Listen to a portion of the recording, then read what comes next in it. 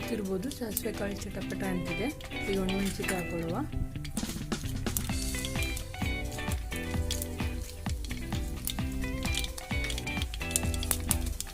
Teaspoon ಬೆಳ್ಳುಳ್ಳಿ ಹಾಕೊಳ್ಳುವ.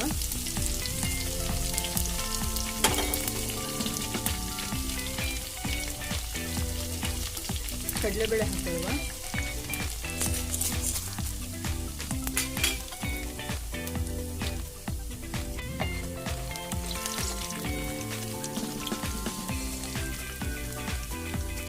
ಈರುಳ್ಳಿ ಹಾಕೊಳ್ಳುವ. ಈಗ ಟೊಮೆಟೊ ಹಣ್ಣು ಹಾಕೊಳ್ಳೋಣ. ಈಗ ಸ್ವಲ್ಪ ಖಾರದ ಪುಡಿ ಹಾಕೊಳ್ಳೋಣ.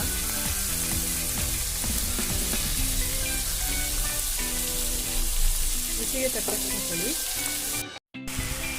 ಸೊಪ್ಪು ಹಾಕೊಳ್ಳೋಣ. ಈಗ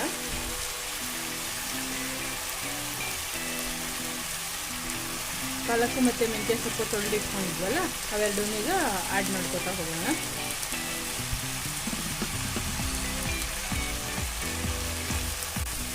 ನೀಟಾಗಿ ಒಂದ್ಸಲ ಮಿಕ್ಸ್ ಮಾಡ್ಕೊಳ್ಳಿ.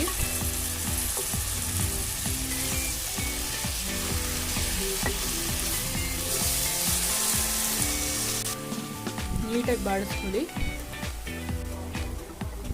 ಹರಳುಪ್ಪು ರುಚಿಗೆ ಎಷ್ಟು ಬೇಕೋ ಅಷ್ಟು ಹಾಕೊಳ್ಳಿ. ನಾನೊಂದು 1/4 ಸ್ಪೂನ್ ಹಾಕೋತಾ ಇದ್ದೀನಿ ಇಲ್ಲಿ. ನೋಡಿ ಈಗ ಸೊಪ್ಪಿನ ಪಲ್ಯ ರೆಡಿಯಾಗಿದೆ. ಕಾಣ್ತಿರ್ಬೋದು.